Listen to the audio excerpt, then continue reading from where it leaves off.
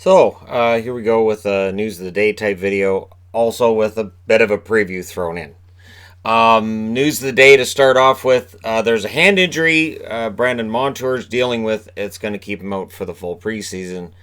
They're aiming to get him back in for opening night for the Buffalo Sabres. Now, if Montour misses time, this is where the newly found depth on that blue line for Buffalo is going to be tested. So it gets kind of tricky. Pittsburgh news. Jack Johnson and Eric Goodbranson are apparently going to be paired together on the blue line. So the two defensemen that have all of the defense in Pittsburgh definitely gets the most heaped on them in terms of criticism over the last couple of years. Them being paired together, you know what? That could be a great pairing. That could be a great pairing in that, if they work well together, they could be a good shutdown pairing.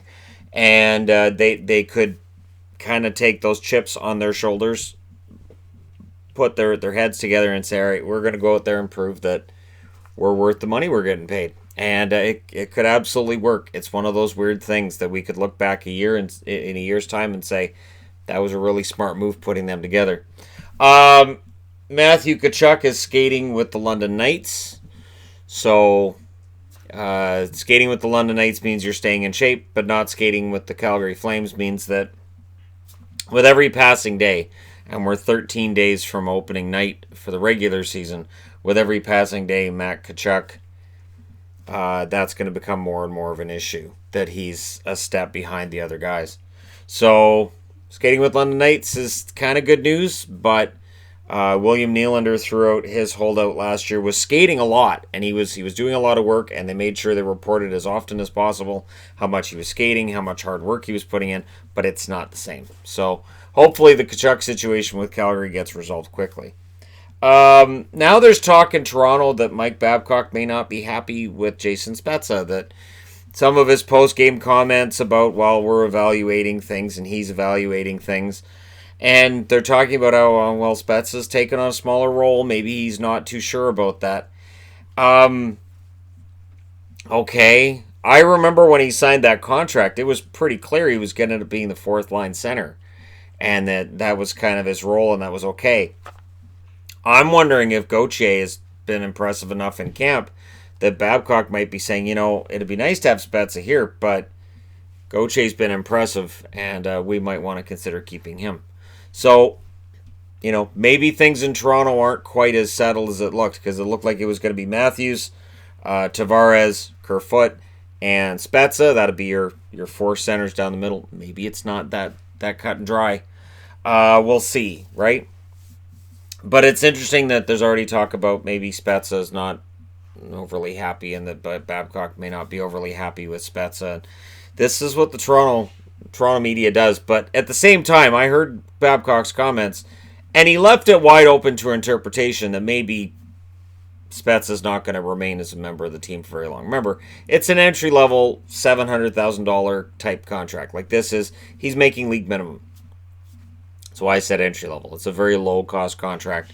And so if it doesn't work, the team can just say, all right, well, we're going to go ahead and nullify this.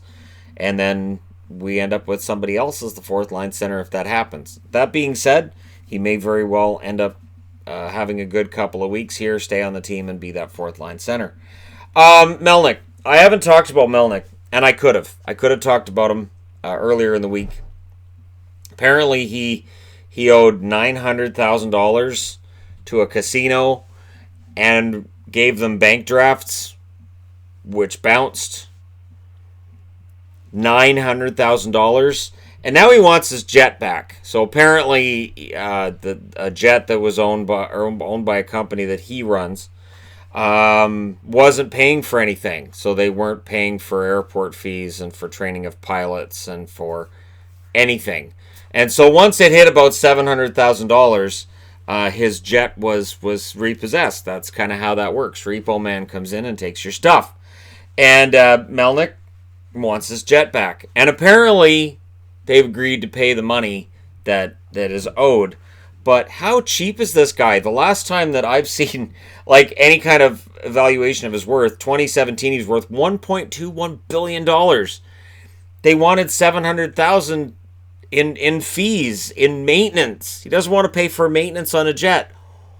Do you want to end up on Mayday? Like, I don't understand.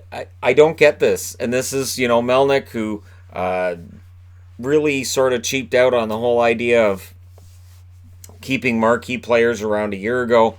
And he's just making it easier for people who want to talk about how cheap he is. And how do you end up owing a casino? Like, I'm thinking $900,000. Like, was it a poker tournament? What happened? How did... there are a lot of fascinating stories around Eugene Melnyk that I think are going to write a lot of books in the future. So, there may at some point be a video to be had where we can go through a timeline of Melnyk. And it could be really, really entertaining to do that. And to go, hey, here's where cheap starts showing up. And you can see how developers, when they were trying to put together the new arena deal in Ottawa, said no and just shoved him. Is he the new Eddie Livingstone? I'm reading a book on the history of the NHL, the 100-year history of the NHL, and when I read the Livingstone stuff, I'm thinking, that sounds like something I could see Melnyk doing. So, and again, I've had people saying when you're done reading that book, you should do a video on stuff that you read out of it. There's more stuff. There's more stuff on Eddie Livingstone than what I've reported so far. It's just the gift that keeps on giving. Anyways, Melnyk is that as well for me in providing you guys with daily videos. Eugene Melnyk just continues to provide noteworthy items. Pay for maintenance on your jets. Pay for maintenance. That's like a key Mayday thing. You don't want the Mayday voiceover guy following you around and talking while you're doing stuff because they know something's going to happen. You guys know the voiceover guy. You know who I'm talking about. Anyways, so enough about Melnyk. It's just kind of one of those entertaining things that I saw that in the news last week and I went, yep, about the bank drafts with the casino, and I thought, but now with the jet too, like, come on, just pay your debts, don't be like a Krusty the Clown type, and don't stop payment on this check. Like, don't pull that, don't do that. All right, tonight's action. Getting back into tonight's hockey. Boston's in Philly, Columbus is in Pittsburgh, Florida's in Montreal. So a rematch from last night from Bathurst. Dallas is in Colorado. Vancouver's in Edmonton, so there's a rematch there. And Vegas is playing their old friends, the LA Kings. I haven't gotten into who's playing for who yet. Keep in mind, once the regular season starts, I get into projected starting goaltenders and all this other wonderful stuff. During the preseason, where it's just exhibition games, no, I don't really get into that because it's not. Regular season, you can argue we can look back in a month and say, oh, that was interesting, those decisions that were made. But at this point where they're exhibition games, there's not really a whole lot to be read into any decisions they make with the rosters. Get as an example, Connor McDavid, who won't be sitting out regular season games, but he may not see any action in these exhibition games. So that's the big difference right there. So let me know your thoughts in the comment section below regarding any of these articles of the day kind of thing. Don't forget to hit like and subscribe if you're browsing your way through, you just happened upon this video. And if Urinating Tree's watching this, there is a treasure trove of information on Eugene Melnyk to make an amazing video just on him alone, where you can incorporate the Senators and Melnyk. Just there's so much there to give. He won't be the one giving it. He's gonna be. I'm waiting to find out why he can't pay the guys next year that have these extensions that kick in. But anyways, that's a whole storyline for a year from now. For now, we're done. Thank you guys so much for watching. Hit like and subscribe if you're browsing your way through. You just happened upon this video. Thank you guys so much for all your support. I'll talk to you again soon.